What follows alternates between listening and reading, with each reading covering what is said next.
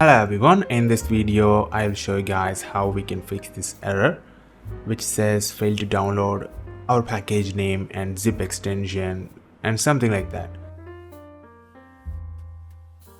So in order to fix this, what you need to do is you have to go inside the PHP folder and then you have to edit this php.ini.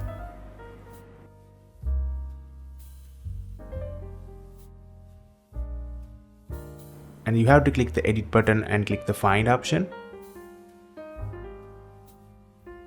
And then you have to type the zip there and it will show you guys this extension. And you have to uncomment this. Once you've done that, save that file and restart your terminal and check the results. I actually used my terminal inside the VS Code. So I'm going to restart my VS Code itself.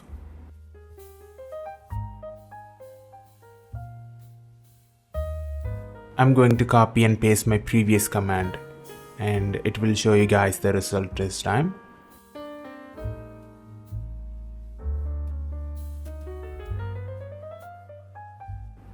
As you guys can see, no more error. I hope this helps you guys. Feel free to like this video and share your thoughts in the comments below, and I'll see you guys in the next video, and bye.